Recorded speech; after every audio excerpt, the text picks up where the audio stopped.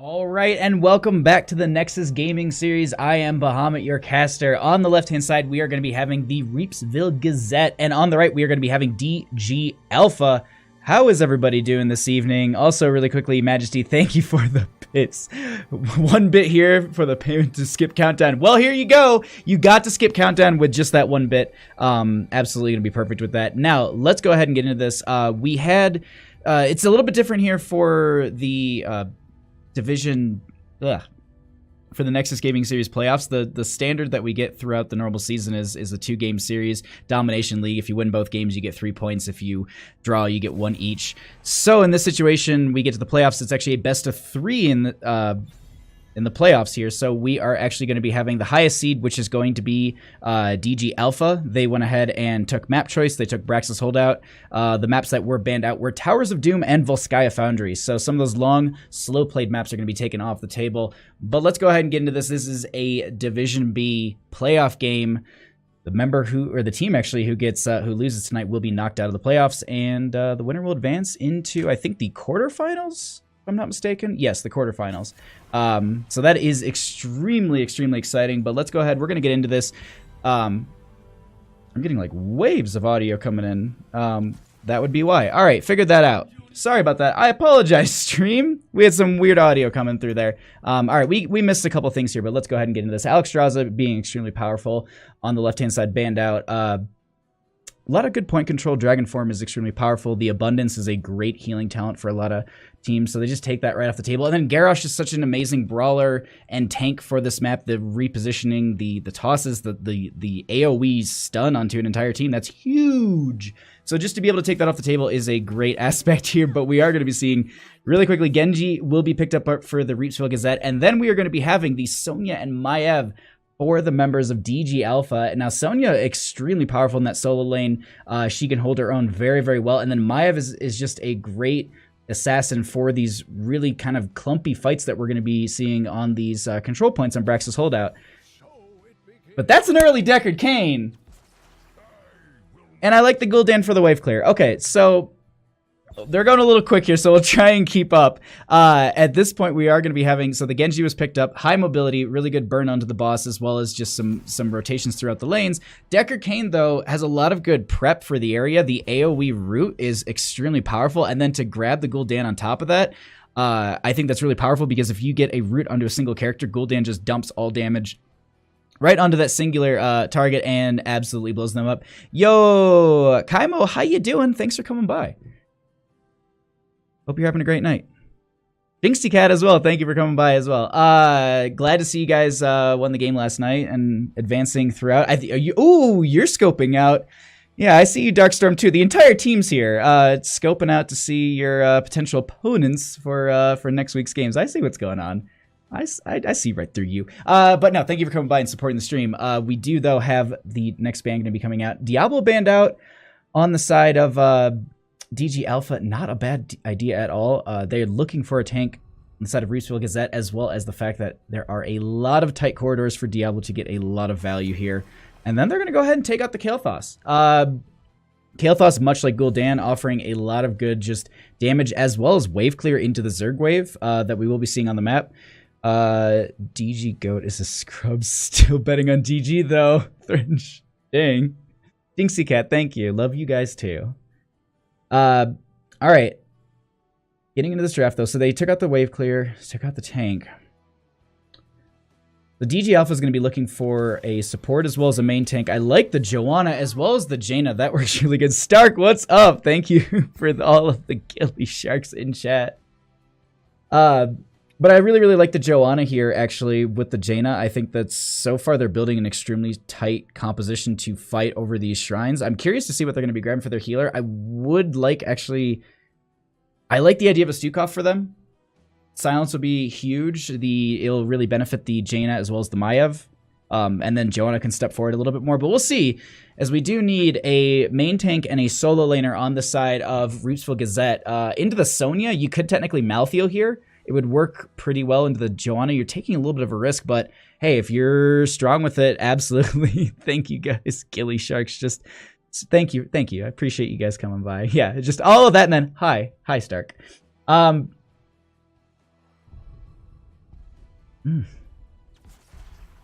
Interesting. So they're going to take Thrall for the solo lane. And then what are you going to put on top of that? The ETC. My only worry is that they took a melee assassin into the Joanna, and there's the Stukov that we talked about as well. I honestly think I don't know how I feel about the Thrall, honestly. No scoping, nothing to see here.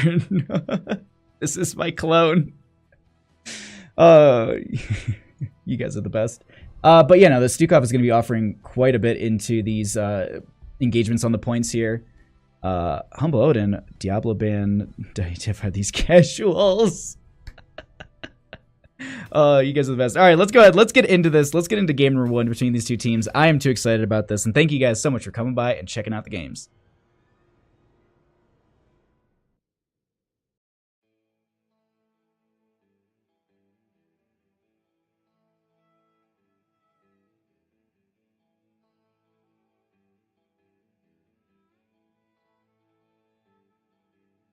Oh, Jinxie Cat. Like, I never made that alert, like, anyone know about that alert, but thank you so much for being there for the day that was created. Yes, Butt Hummet Gaming. Thank you. Just shout out to Kaleo for that. Diablo's a boss here, you won't. I mean, they're not able to, unfortunately. They took out that Diablo. Overall, these two teams, I'm not too sure really who comes out on top of this. Yo, Kaimo Tripson, thank you for that follow. I do appreciate that support, my friend. I will resend your alert once we get out of this game, but loading in just ever so slowly. I'm too excited about this. Like, I keep looking back and forth between these two compositions. The one thing that stands out quite a bit, though, on the side of Reepsville Gazette is the Gul'dan Genji. I'm really curious to see how that late game is going to be coming out, as well as the Thrall. But we'll find out here in just a second. Let's go ahead. Let's get into this. Game number 1 between the Reepsville Gazette and DG Alpha. On the left, we have the Reepsville Gazette with Boiled Frogs going to be on the Deckard Cain. Jake the Snake going to be on that Thrall. We're going to be having Nikki Sorianto going to be on the Genji. Akin going to be on the Gul'dan. And Caltiem going to be on the ETC. And on the right-hand side, we are going to be having DG Alpha with Digi going to be on the Sonya. We're going to be having Ark going to be playing the Maiev. Goat going to be on the Joanna. We have Ridley going to be on the Stukov, and Doom going to be on the Jaina. Let's go ahead and get into this, as we do currently have that Thrall in the solo lane, as we talked about in the draft, as well as that Sony up there. We'll take a peek at that here and there, but this is going to be the real big fun in this bottom lane.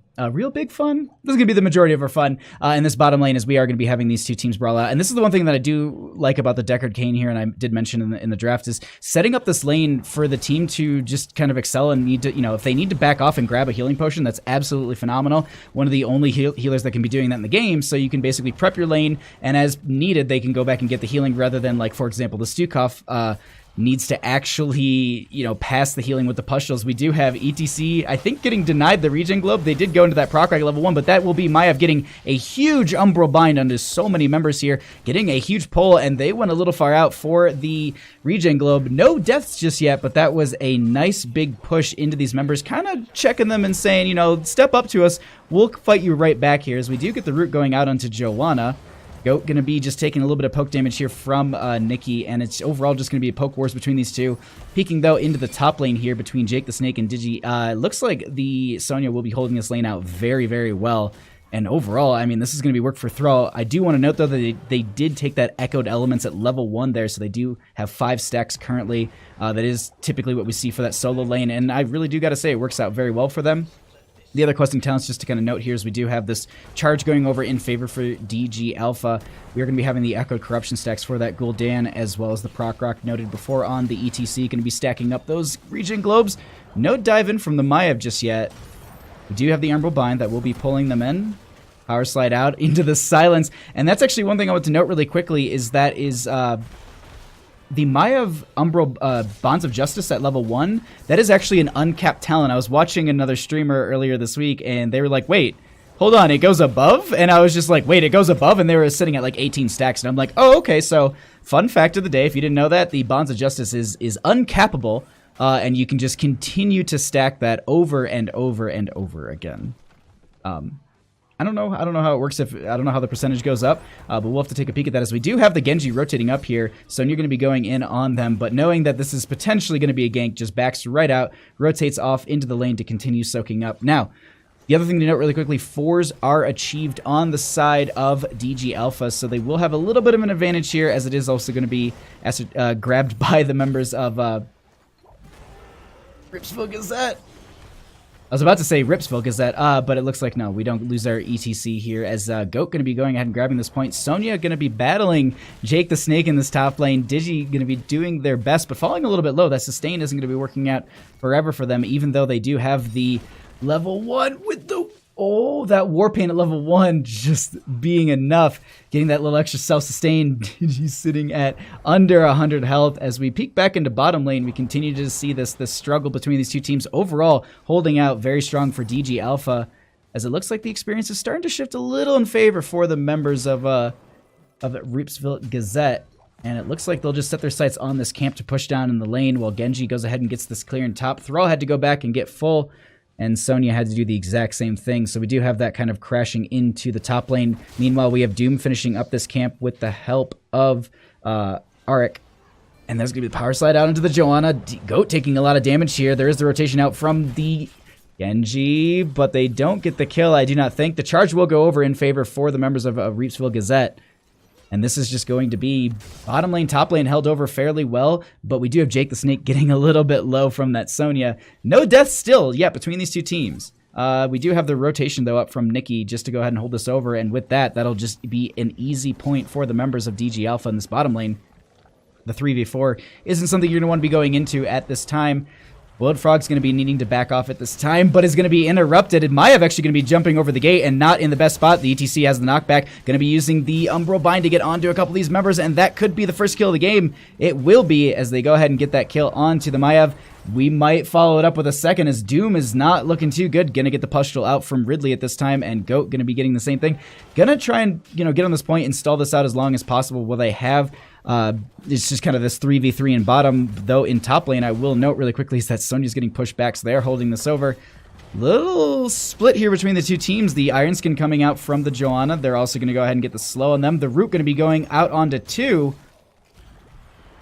Doesn't look like, though, they follow up for a kill just yet. Healing going out. Caltium a little bit low here, at least on the mana, so not going to be able to utilize too much crowd control or many abilities here. I'm kind of holding my breath a little bit, as we do actually see the Jaina falling down over here to the poison from the Gul'dan, though that will be a nice setup. There's the root underneath, but Genji will go ahead and get the agile dash through. That will be the kill on to the Joanna as well. But here's the thing, top lane, they had the Maiev as well as the Sonya in this top lane, grabbing this and just stalling this out. No charge going over in favor for the members of, I was about to say DG Alpha, but either by Reepsville Gazette. There's going to be the Umbral Bind. Going to just have the flip right out. Jake the Snake coming right back up here. But they are starting to dedicate a few more members on the side of DG Alpha to this top lane. That is also going to be a very early crash, not crash lightning, Echo Elements being finished there at 5 minutes 50 seconds. That's quick. Camp not going to be captured at this time, but they go ahead and they don't want to let a single percentage go over to the members of Reepsville Gazette. And they're just going to hold this over. This is, I got to say, they're doing a phenomenal job of managing their lanes and pushing this back. Though I also will note that there are a few fights that are going over in the favor of Reepsville Gazette. Though this top lane push, this is, I don't know if they're going to be able to do too much about this. They're going to have to rotate their ETC up from the bottom lane at this time. Maiev going to go ahead and get the... No blink out from the Maiev at this time. I was like, is she going to blink in, get the Ember Bind, pull a couple members in? But no. They do have, though, ETC coming up at this time. Trying to get onto that point, getting chased off by a couple members. Genji going to step up a little bit here. Not going to have that dash out, but going to get the flip right over the wall. There is going to be the potential of a little bit of a fight here, as there is actually ETC 2v1ing at this time, while the rest of the team is just getting the clear onto this lane. 10 so very close for the members of Reepsville Gazette. That heroic ability will be big for them. As they actually give this over, they're going to back off at this time. We do currently have that camp pushing out in bottom lane really quickly, though, to note, as we have Jake the Snake not in the best spot. Going to just start auto-attacking Digi here. And it looks like that will continue to be charge in favor for the members of DG Alpha, holding over this top lane and bottom lane. That will be the first Zerg wave going over majorly in their favor. A little bit coming out from the members of Reepsville Gazette. We'll just go ahead and just peek around these lanes really quickly. Look at the clear on this bottom lane, fairly easy. I think the teams are mostly just going to be... Actually, no. They leave the Sonya into the top lane, into the Thrall. They rotate their team down. They want to get a lot of push with this on the side of DG Alpha. Though 10s were achieved by the members of Reepsville Gazette. We do have the Stay a While and Listen from the Decker Cane. Thrall still holding. ETC going to have that Mosh Pit not utilized just yet. Extract from the Genji. Stay a While and Listen going to be coming out at this time. No connection onto any members. Just going to be getting... the Guardians at this time. The other thing to note really quickly is that they also have the Horrify from the Gul'dan. A lot of good control tools, a lot of good aspects, just their team for a lot of these point fights. The other big thing too is that they're able to take these, like they have really, really good boss control at this point with the Horrify. As long as they hold it for that kind of situation later in the game, they can easily steal boss and really get a big momentum shift if needed. Otherwise, it is just a phenomenal talent just to have for that situation. As we do have 10s also granted on the side of DG Alpha. Going to be getting the Ring of Frost from the Jaina, Massive Shove from that Stukov. Sonya going to be going ahead and getting the Wrath of Berserker, and it will be Blessed Shield from the Janna and Warden's Cage from the Maiev, as we have the Sonya falling. Another kill from Reepsville Gazette. That X-Strike just finishing it right out there. That was close. I actually thought Sonya was going to be able to get out of there, but no, not going to be happening today. We do have another Umberbind coming out under a couple of members. That Bonds of Justice trying to be stacking that up as quickly as possible for the extra damage. Agile dash. Close enough. Oh, I was close. I was close. Meanwhile, though, bottom lane.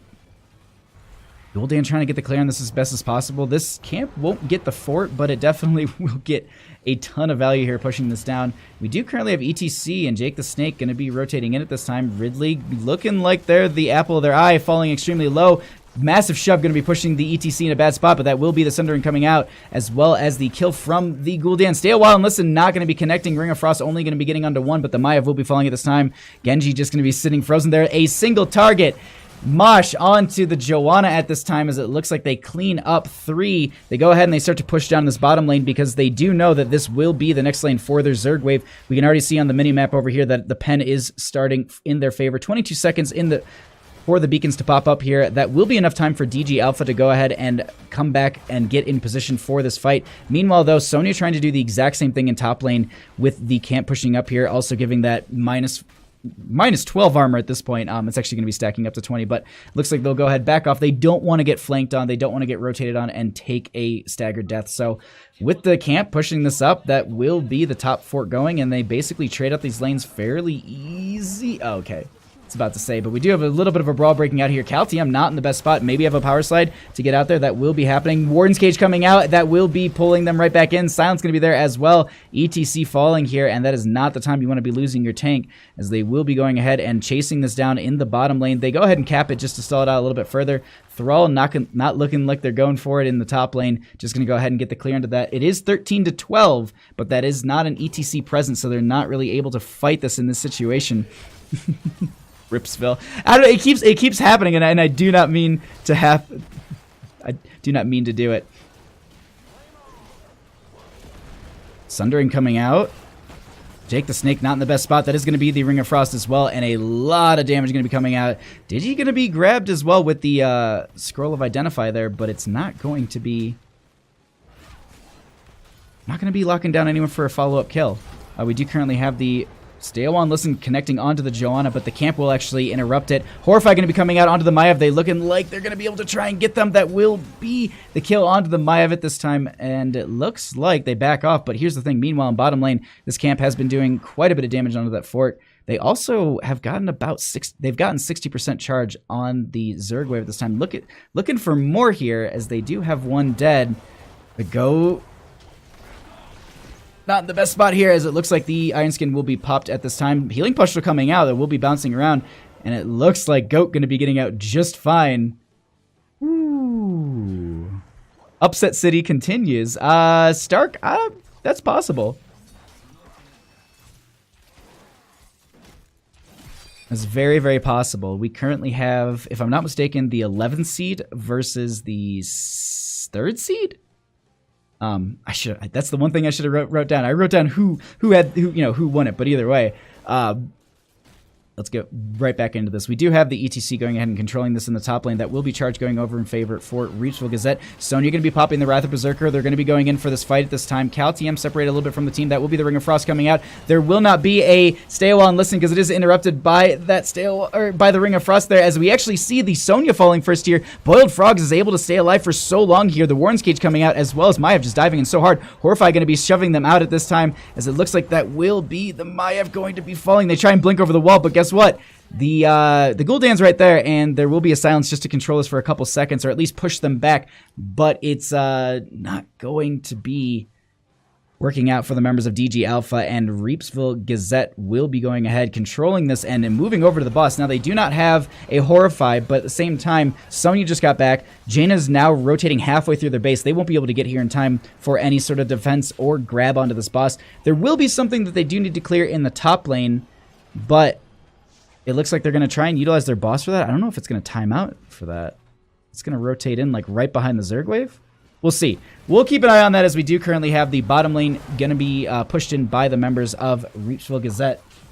Yo, Gravesville, thank you so much for that host of 13 people. Welcome, welcome, everyone. We are currently in the first game of this best-of-3 series between the Reepsville Gazette and DG Alpha. This is a Nexus Gaming Series Division B playoff game, but we have currently a huge push in this bottom lane, and I gonna be caught out by that Ring of Frost. Gonna go out, gonna be connecting onto the ETC. The knockback will be there. Stale Wand Listen comes out, but it will not be connecting onto any members here, and it looks like they only have the Guardians left. I don't know if they're gonna want to push this in too hard. Meanwhile, just really quickly, they do currently have these Guardians in top lane pushing in. They will be able to get this keep with a stacked up wave like that. Boss is also working on the top lane in favor for Reepsville Gazette, and it looks like with the Joanna still down, they're gonna go ahead and continue to push in on this keep. They want catapult pressure in the bottom lane. They actually get onto Maiev a little bit here. The slow comes out. The silence will be there as well. And this is starting to go really south for the members of Reepsville Gazette. But they get... Thrall will die, but they trade out the Maiev. So 1 for 1 at this time. I guess, you know, for the keep, I think that's definitely worth it. But here's the thing. The Guardians are doing direct damage to this keep in top lane. And they should be able to hearth back in time. Yeah, they already have the Gul'dan back. Ooh. I need a breath right there. Jeez. TRG are the underdogs in terms of seeding. Yes. Zero value. Stay a while and listen. Dang. Calling them like you see them. All right. Classic cane sugar potions. I mean, he's a thirsty boy. He's a thirsty boy. Or an old thirsty old man, honestly. But either way, we do have camps just being picked up, pushed in the lanes now. With the 16 advantage that they have on the side of Reepsville Gazette, I'm wondering if they're going to try and maybe push in or get a gank onto one of these members that might be by themselves. They do know that Sonya's been in this top lane quite a bit. They are showing 2. They show the Deckard and... Oh, but the Sonya, I think, knew a little bit. They're going to rotate out here. They're going to buy a lot of time for this in the top lane, but I don't think it's going to be enough. They try and get under the Deckard King, get some healing, but that won't be enough. Meanwhile, they have this camp pushing in bottom. The rest of the team will be rotating up, but it will not be in time. They're able to just defend this camp pushing into the top. Looks like Reepsville Gazette will be okay with just going ahead and giving up their own bottom fort, maybe, potentially.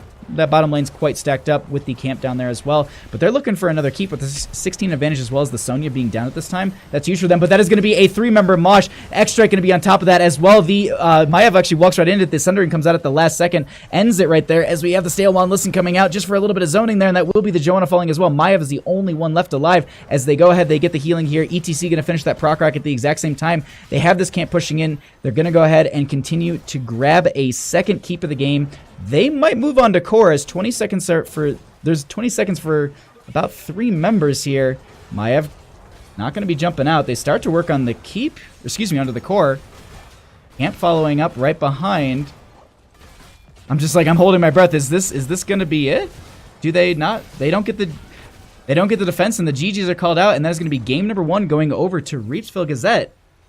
GG, well played.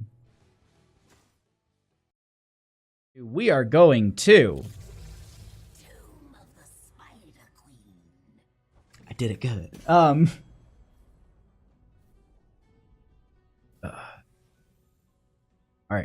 So, really quickly, just to recap for everyone, the map bans for this series were Towers of Doom and Volskaya Foundry. In first game, DG Alpha went ahead and took map picks, so they took us to Braxis Holdout. It was actually won by the Reepsville Gazette, who I need to update their score. And so once again, the losers in this best of 3 series, the loser of the last game either gets map choice or first pick, first ban. They went for Tomb of Spider Queen on the side of DG Alpha, so giving first pick, first ban over to Reepsville Gazette. Let's go ahead and get into this as I cut you up a little bit here. I think you're mixing the divisions. Hold on. Like, all right. So I'll post the link in Twitch chat. So this is the link that I followed. And then if you go there, and then if you hit info in the top right corner, as long as it's full size, you'll see it. There's actually all the... that's at least what I'm seeing. So at least you guys can see what I'm seeing. Unless there's like a different seating, because like I know that some, like I went yesterday and I went to just like East versus, like I just did like just the West, and I just looked at how their standings were, and that doesn't technically do the seating. So that link will, I think that's, yeah, okay. Then hit the info box. It'll show seeds. Okay. At least, I mean, that way I could be completely wrong on it, but at least that was the link that I got, and I was assuming was the one that we were supposed to use. But either way. All right, let's go ahead. We're going to get back into this. Alex Strauss is going to be banned out once again on the side of Reepsville Gazette. Not going to want to deal with the abundance, the dragon form, the just point control, the overall just strength of Alex Strauss. But the Deckard Cain. They're taking out that Deckard Cain on the side of the... of DG Alpha, which is interesting to me. They don't want to deal with that in the first ban slot too, and that gives Garrosh over to the Reepsville Gazette, and that's a little terrifying because we did see the Garrosh banned out in the last game, and to first pick it this quickly, I mean, y'all banned my favorite maps. I do have to say, Towers of Doom and Volskaya Foundry as a caster are absolutely great. I get Towers of Doom is such a hard, I wouldn't say it's a hard map, but there's just that mechanic of, will they come back? Will they absolutely destroy me? Because, you know, Towers of Doom has that wonderful, wonderful, you know, comeback mechanic in it. And then Volskaya Foundry, I mean, you can take all 3 Triglav protectors. If the enemy team gets the 4th, you can basically say, like, that could be potentially just GG right there. So, because it's like, the way it scales is so exponential. It's insane. But let's go ahead. Let's get back into this draft. We do have the Gul'dan going to be grabbed on the side of DG Alpha with the Joanna. Do we get an Azmodan too? I wish. But so going into Tomb of Spider Queen, we can kind of relate a lot of the same factors from Braxis Holdout. Teams are going to be looking for a strong solo laner, and then they're going to be looking for a 4-member group to make rotations, though. This is a 3-lane map, so that is going to be the main difference between the two, that they're going to be looking for something to benefit during that rotations. Often we see things like Junkrat, Hanzo. They offer some very good vision in between the rotations. I was actually playing around with Lunara's different talents, and actually, like, I wouldn't recommend it, because I don't think you'll get the value as intended, but like the increased vision on the Wisp at level 1 is absolutely you can basically see, if you put it in one of these shadows at the top turn-in, you can see the entire turn-in, and almost, I think you can actually even see the top shadow too. Like, it's ridiculous how much vision you get from that level 1 talent on the Lunara. But they go ahead, they grab their strong solo laner, as well as the Malfurion, which will pair well into the Garrosh with the root. So you typically get Garrosh with the toss onto one of the enemy members, and then you have the Malfurion route to follow up. Then you have the dive in from Sonya as well as the rest of the team. If they do get away post 10, you look for the Garrosh to go ahead and get the AoE taunt with the Warlord's Challenge. Oh, we're going off the NGS division seeding because East and West have their own playoff trees. Oh, that's interesting. No, I just have one big bracket, so that's probably Big Yelly Guy. That's good. That's really good, Rowan. Thank you for that. Oh, that's too good. All right.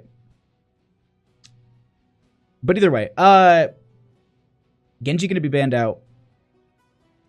I could see it. I could see it work for them. I mean, it worked in the last game. The mobility from it is absolutely annoying to deal with. The poke damage as well. I personally say if you're sitting on the side of Reepsville Gazette, you try and choke out their supports. You either take off the Stukov. Okay. I was going to say, you either take out Stukov, or you take out the Lucio. The Lucio has been often used in those rotations between mid and top for the quick rotation with the speed boost, as well as the AoE healing is really, really strong. But they go ahead. Actually, okay, so they still grab the Lucio. I really like that for them, for that speed in that rotation. The break it down, which will be huge for them post 10 to go ahead and get the nice shielding for the team, just kind of buffers. It's a big buffer in a fight to just extend it out further and further. The enemy team might not be able to benefit from that. Though, just to note really quickly, if Malfurion gets a Twilight Dream off on you, you're silenced, you can't hit the R button on the side of Lucio, and you die. So, I mean, there's a back and forth between this. Joe Asmo, too cheesy for me. Come on now. Now they need a solo laner, and the Tychus into the Sonya. I don't think that's going to be happening. So we'll see. We'll get to that in a second. But they're going to be needing their wave clear as well as their main source of damage on the side of Reepsville Gazette. And I personally say, like, I like the Junkrat here. I think the vision provided from the concussion mine as well as the trap are really, really good between those rotations, as well as it's just stalls. You can actually benefit from the fight there. Hanzo even then has got great poke value as well as the vision.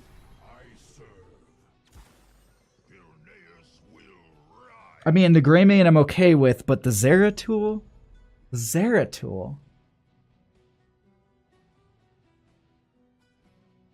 I'm trying to piece together what kind of like wombo they're going with here. Barzi.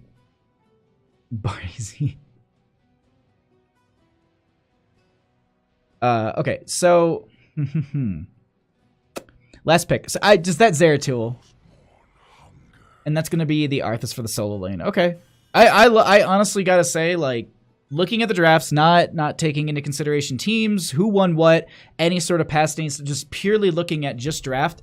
I kind of like the draft a lot more on the side of DG Alpha. I think it's a lot stronger. But at the same time, the Zeratul Greymane, it's a bit worrisome. That's definitely something that I think could really... It needs more Cho'Gall. Illidank. I agree.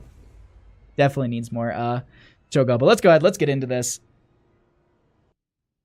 Game 2 between these two teams. Ooh, I cannot wait. But yeah, no, just purely looking at this, I don't know, like, I think that the DG Alpha's draft is really, really strong here, and I kind of give it over to them. Greymane does have Curse Bullet at 10, and that will be strong into the Johanna and Arthas, being able to do, I think, 50% of their overall health? I have to remember. I think, yeah, because it got nerfed from 60 to 50. Or did it go from 50 to 40? I can't remember off the top of my head all of a sudden. But we'll find out here in a second. Ooh.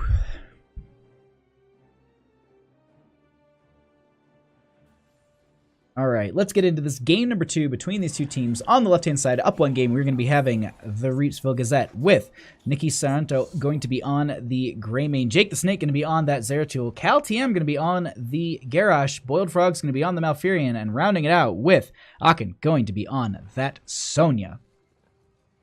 And on the right-hand side, we are going to be having DG Alpha with Ridley going to be on the Lucio. Archaic going to be on the... Oh my god, it's not Tyrande.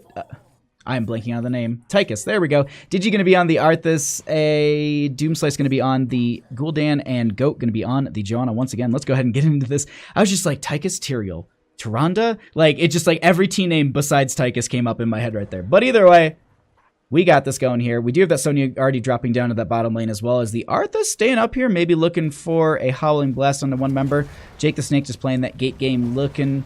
just to see if maybe they can pull some abilities out here. But overall, it's just going to be simple 5. Some stunts coming out. No follow-up to either team. Meanwhile, Sonya going to go ahead and get the clear into this bottom lane fairly quickly. Rotation going to be coming out from the Arthas at this time as well. Need Bahamut's Asmodan. You don't want to see my Asmodan. It's not competitive. All right.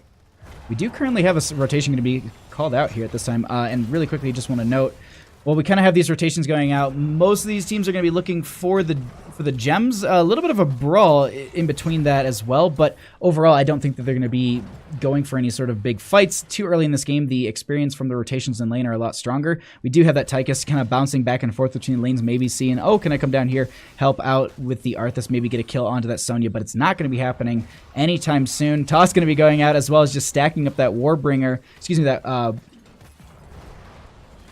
Oh, Warbringer? No, that's not right.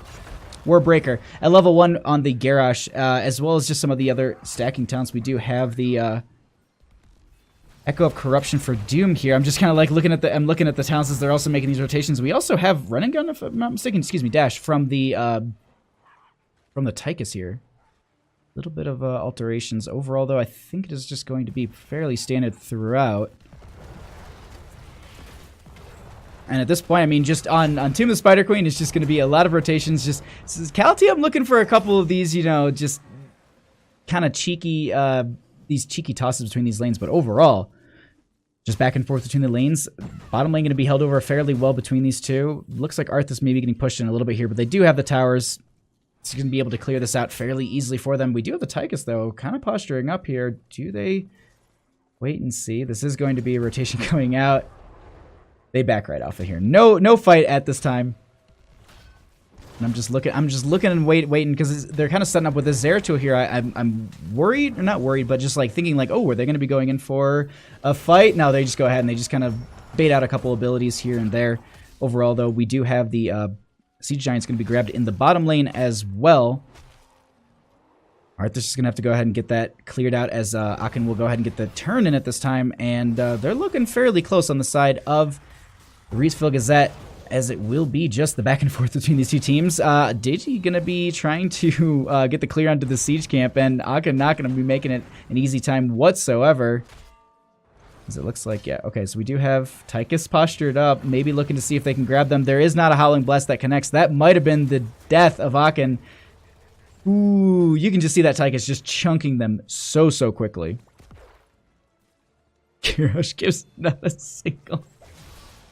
That's good. That's good.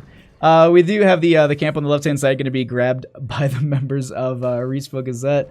And this will be turn-in availability for the members of DG Alpha, so they could look for that turn-in. Now, at this time, the lanes are fairly even between the two teams. They do have this mid that will be need to cleared out, but the one thing I will note is that the objective on this map is extremely slow at spawning, so it's not something that, you know, they need to worry about timing this out once the camp's ending. They could turn in, get the clear, and then pressure up the top lane, as we do see a lot of teams do. But at the same time, during that time, Reepsville Gazette was able to go ahead and get the availability turn in as well, but they're not going to get it. They're 9 away. Boiled Frogs going to go ahead and get this route. Nikki having 8. They only need 2. They do get the stall out for just a couple seconds. Joanna diving in here. Goat just using every ability possible just to delay this out as long as they can. I don't know. They're going to be able to get them to 7 probably before this is achieved, but overall, I mean, they're just kind of delaying the inevitable. It is the first Webweaver turn-in phase, so it's not the strongest thing on Earth. It's just realistically... Ooh, nice job from Garrosh to make sure that they anchor that for Boiled Frogs, making sure that they get that turn-in and get the first objective in their favor. Skimming through talents just really quickly. Nothing too crazy. We just, you know, the Indomitable from Garrosh just to go ahead and make themselves a little bit more tanky, able to get out of those sticky situations as long as they can hit the one key on their keyboard. There will be Webweavers descending in top, mid, and bottom. You currently have the defense going out onto so many of these members. Excuse me, into this top lane.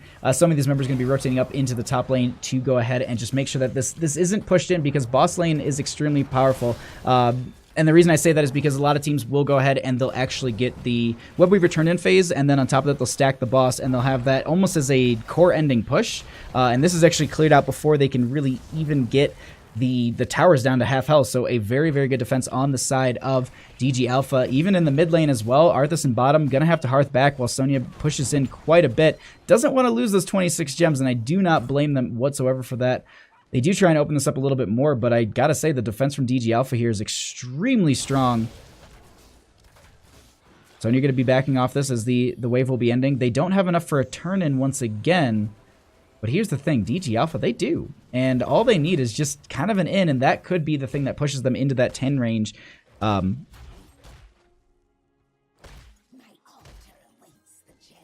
do you get 3rd and 7th seed? Where are you looking? Are you looking within the specific region? Because on that link, I don't see a 3rd and 7th. I just see the, I don't know, that's confusing to me. Why do we have so many different seeds? Someone who's an NGS mod, tell me the answer. We currently, though, have a little bit of a brawl breaking out in this bottom turn-in position. We do actually see the Zeratul falling, so that actually will be the first kill of the game going over in favor for DG Alpha, as Reepsville Gazette will be losing a second, and that is a nice kind of moment for the members of DG Alpha to actually kind of get this turn in, prep the lanes. They've got the camp pushing in mid as well. Greymane going to go down here and try and get this clear as quickly as possible. And they're actually going to have the Tychus clearing out these Siege Giants with the help of a couple friendly members.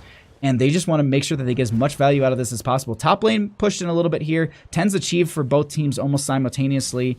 Just running down the list. Oh my god, we're going to get a leap from Sonya.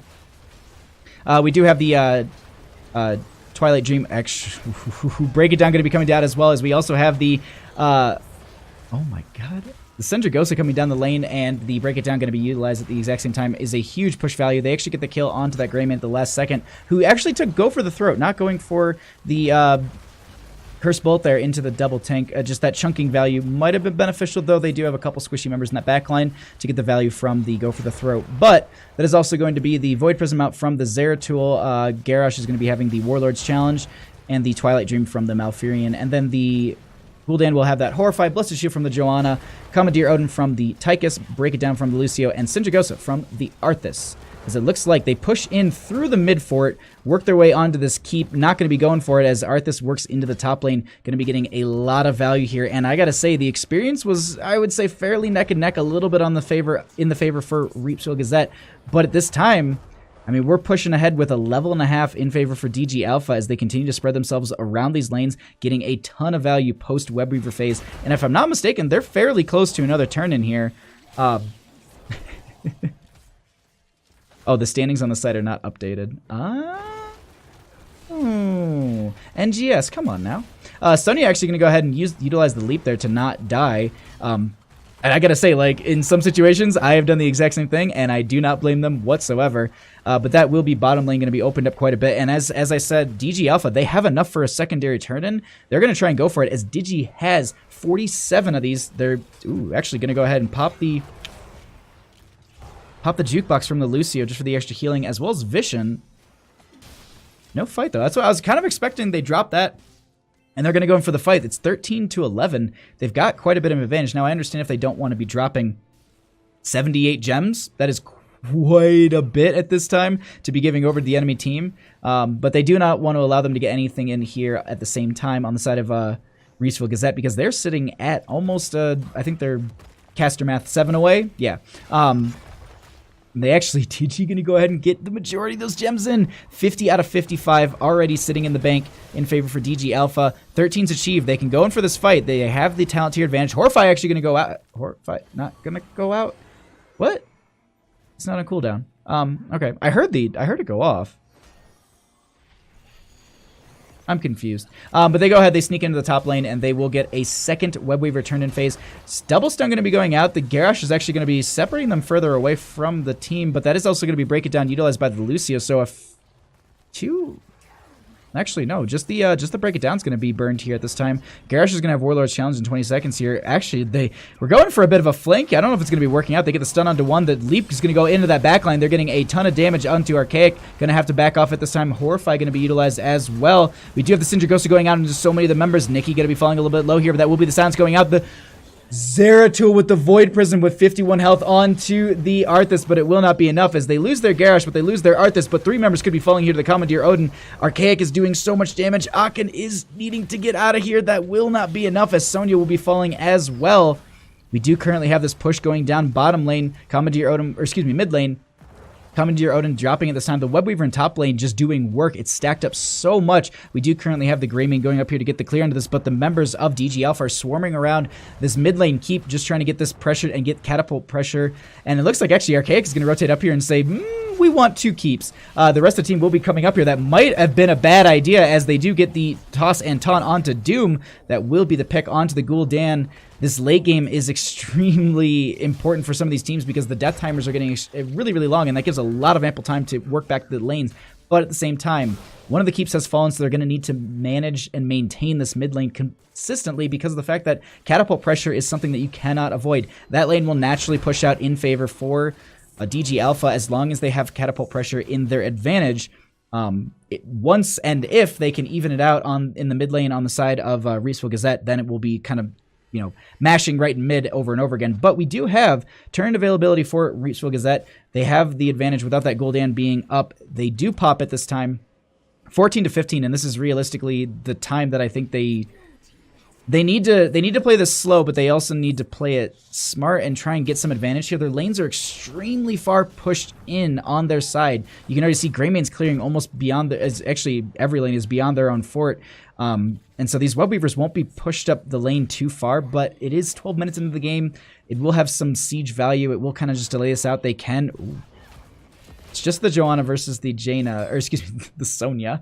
But it won't be. The team has started to shark around them a little bit there. This Garrosh is just throwing away everyone. Who won the first game? That would be the Reepsville Gazette. Oh, are they gonna ignore this? This play is interesting. Bottom Web Weaver is extremely powerful, or at least it's stacked up in quite a bit of health.